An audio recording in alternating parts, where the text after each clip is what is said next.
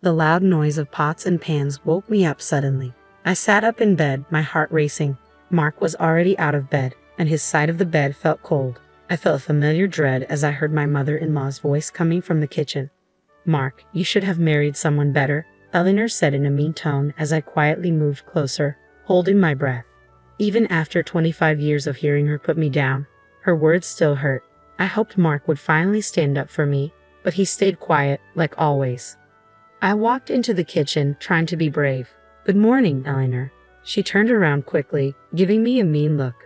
"Oh, look who finally decided to join us," she said sarcastically. Before I could say anything, she started complaining about how I keep the house. She criticized everything from the dish towels to how I load the dishwasher. Mark kept busy with his coffee, avoiding my eyes, even though I was silently asking for his support. "You know, Mark, if you had listened to me years ago, you could have married a woman who knows how to manage a home properly," Eleanor continued with a voice full of disdain. I felt my face turn red with embarrassment and anger. "Why didn't you defend me?" I asked Mark, my voice shaking. "Do you agree with her?" He looked down at the floor, shifting his feet nervously. "Mom, that's enough," he mumbled, but his weak attempt to stop her only seemed to make her bolder. "Don't be so sensitive, Beth," Eleanor said dismissively. "If you can't handle the truth, that's your problem." As she turned back to the stove, I saw the pain in Mark's eyes, but at that moment, I felt deeply betrayed, not just by Eleanor, but also by Mark, who promised to love and protect me. I thought I would have a peaceful weekend to myself while Mark was at his weekly golf game, but just after noon, the doorbell rang. I already knew who it was before I opened the door and saw Eleanor standing there with her lips pressed together in disapproval. "Well, aren't you going to invite us in?" she demanded, gesturing to her husband Gerald, who was standing behind her as usual. I forced a smile. "Of course, come in." They walked past me into the living room, and Eleanor looked around the room as if she were checking for dust. "I decided we should have a family lunch today," she announced, settling in on the couch. My heart sank. So much for a relaxing day off. "That's nice," I said through gritted teeth as I went to the kitchen to make something quickly. Eleanor's voice came from the other room. "Honestly, Beth, I don't know how you can live in such a mess. Have you even cleaned this week?" I took a deep breath, reminding myself not to react, but her criticisms kept coming as I prepared a simple salad and sandwiches. "I'm surprised you even know how to cook," she said as I put the food on the table. "You'd think after all these years, you'd have learned something about being a proper housewife." Gerald stayed silent as usual, but I could feel his quiet judgment. "Why did you have to bring them here on our day off, Mark?" I asked desperately when he got home later. He looked away, shirting helplessly. She insisted. "You know I can't say no to her." As Eleanor kept criticizing my homemaking skills during lunch, I felt my frustration with Mark growing. Why did he always let her treat me like this? Just when I thought Eleanor couldn't be more intrusive, she announced that she was planning a big family gathering at our house without even asking me. "I've already invited everyone over for dinner next Saturday," she said one afternoon, walking into the living room without asking, as usual. "You'll need to clean this place from top to bottom, Beth. It's a disgrace." I clenched my jaw as she went on and on about how my housekeeping was not good enough. Mark said nothing and pretended to read the newspaper. The week leading up to the dreaded dinner was a nightmare. Eleanor kept coming in and out, criticizing every detail and giving orders about how she wanted things set up. By the time Saturday arrived, I was a nervous wreck. "Why is the table crooked? Fix it," Eleanor snapped as I set out the plates and silverware just as she had instructed. I bit my tongue and straightened the tablecloth with shaky hands. The doorbell rang, and the first guests began to arrive. Aunts, uncles, and cousins I barely knew. Eleanor greeted them all with a big smile, playing the perfect hostess. "Doesn't Beth's home look lovely?" she said to my aunt. "She's worked so hard to get it ready for us." My face burned with embarrassment as the backhanded compliments continued throughout the evening. Whenever I caught Mark's eye, he quickly looked away. After dessert, Eleanor started clearing plates from the table. "Honestly, Beth, I don't know how you managed this meal. The potatoes were so bland." "That's enough," I said, finally reaching my limit. I turned to Mark, who was slumped in his chair. "Why didn't you defend me? Why do you let her treat me like this?" He looked at me helplessly as the room went silent. At that moment, I realized our marriage was at its breaking point. After the disastrous family dinner, I felt like I couldn't take it anymore. Seeing the helpless look on Mark's face while he stayed quiet during Eleanor's attacks was the last straw. I knew I couldn't keep living like this. The next day, I called my best friend Linda. She has known me since we were kids and is always brutally honest, even when I don't want to hear it. "You have to get out of that toxic situation, Beth," Linda said firmly after I told her about Eleanor's latest insults. "Mark is too weak to stand up to her, and she'll never change." I took a deep breath. "I know, but how can I just walk away from my marriage?" "Sometimes walking away is the only way to save yourself," Linda replied. "You've given Mark more than enough chances to put his mother in her place. It's clear he's chosen her over you." Her words hurt, but I knew she was right. As much as I loved Mark, I couldn't keep exposing myself to Eleanor's cruelty and his unwillingness to act. Over the next few weeks, I started pulling away from Mark and focusing on my own life. I took up gardening again, something I had always enjoyed but Eleanor had mocked as a silly hobby. I began making plans to meet friends for lunch or dinner without asking for Mark's opinion. He looked confused whenever I made excuses about his mother visiting or mentioned some other activity he wasn't invited to, but I stayed determined, keeping my true intentions to myself. A sense of determination grew inside me. I was done being a doormat for Eleanor, for Mark, for anyone. I deserved happiness, respect, and the freedom to live on my own terms. And that's exactly what I was going to do. With newfound resolve, I began taking steps to become independent. I opened a separate bank account and started putting a portion of my paycheck into it each month, keeping it a closely guarded secret from Mark and his parents.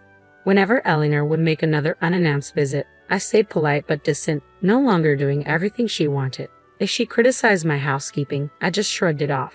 Her comments no longer hurt me. "What's gotten into you lately?" Mark asked one evening, his brow furrowed with concern. "You've been so different." I forced a smile. "Just reevaluating some things, that's all." I didn't explain any further. The more I pulled away, the more strained our interactions became. Mark seemed completely confused by my sudden aloofness. The once passive wife he knew slowly disappearing before his eyes. But I thought, let him wonder. Let him realize I'm no longer the doormat he allowed his mother to walk all over. In truth, my mind was focused on bigger plans, finding a way to finally break free from Eleanor's toxic grip once and for all. With each paycheck I saved, that future came closer. I knew it would devastate Mark when I finally told him my plans. A part of me still loved him and hoped he might eventually find the strength to stand up to his mother himself. But I couldn't keep hoping for something that might never happen. I had to do this for myself. My new mantra became independence at any cost. The road ahead would be difficult, but I was determined to walk it alone if I had to. No more settling, no more suffering in silence. It was time to put myself first. With each paycheck I squirreled away, my secret savings account grew larger and eventually, it was enough to make my long-awaited move. One afternoon, I slipped out and met with a realtor, explaining that I needed to buy a small home just for myself. She showed me a cozy little bungalow, perfect for a fresh start. I put in an offer that day, using only my name on the paperwork. A few weeks later, the house was officially mine, a space where I could finally breathe, free from Eleanor's toxic presence. But I knew keeping it a secret was only delaying the inevitable explosion. That night at dinner, I could barely look at Mark without thinking about the news I was about to share. Eleanor prattled on as usual, criticizing everything from the meal to how I'd set the table. "Enough," I said firmly, setting down my fork. "I have an announcement." Eleanor raised an eyebrow but stopped talking. Mark looked at me with a puzzled expression. Taking a deep breath, I met his confused gaze. "I've bought a house just for me. I'm moving out." The words hung in the air as Eleanor's face twisted in anger. "You ungrateful little, how dare you make decisions like that without consulting me?" she yelled. "That's just it, Eleanor," I replied calmly. "It's my decision, not yours. I don't need your permission or approval."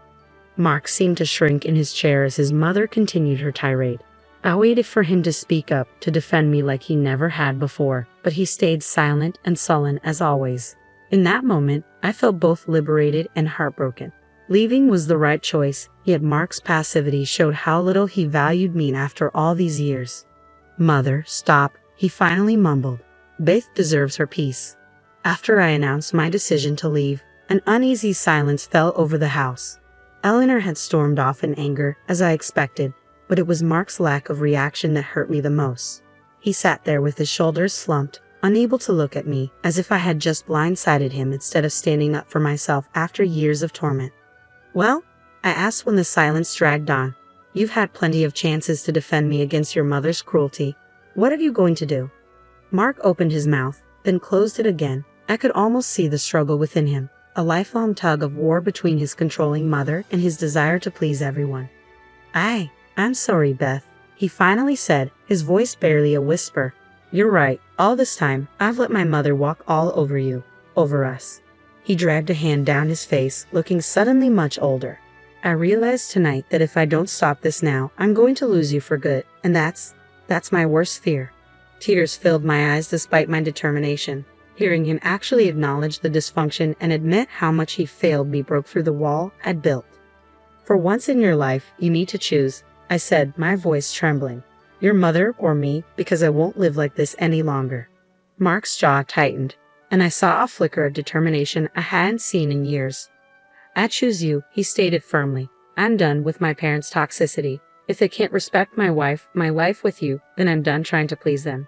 In that moment, I felt a glimmer of hope that maybe, just maybe, Mark could find the strength to prioritize me in our marriage. But I knew this was just the first of many challenges we have to face. After Mark declared he was choosing me over his toxic parents, I felt a bit hopeful about our marriage. But I knew rebuilding trust wouldn't happen overnight. We had years of hurt and dysfunction to work through. In the days that followed, Mark seemed more confident in his decision. He stopped taking Eleanor's calls and ignored her increasingly angry voicemails demanding explanations. I finally feel free, he admitted one evening over dinner, like a weight has been lifted off my shoulders. I smiled cautiously, still afraid to get my hopes up too much. I'm glad you're seeing things clearly now, but you know your mother won't give up easily. Sure enough, within a week, Eleanor showed up unannounced, banging angrily on the door. Mark, you can't shut me out like this. We're family. To my surprise, Mark didn't even flinch. He just pulled aside the curtains to reveal her red, angry face and then turned his back. I think you should leave, Mother, he said calmly. Beth and I have made our decision. Eleanor continued to shout and argue, but Mark stayed firm. I could see the anger in Eleanor's eyes as she realized she had finally lost her control over her son. After Eleanor stormed off, Mark turned to me with a sheepish smile. I should have done that years ago. I'm sorry it took me so long to put you first, Beth. Tears welled up in my eyes as I looked at the newly confident man before me, so different from the passive person he had been. I'm just glad you finally saw the light, I said, pulling him into a hug. It would take time to fully regain my trust, but in that moment, I felt a deep sense of hope for our future. A future for just the two of us, finally free from Eleanor's toxic influence.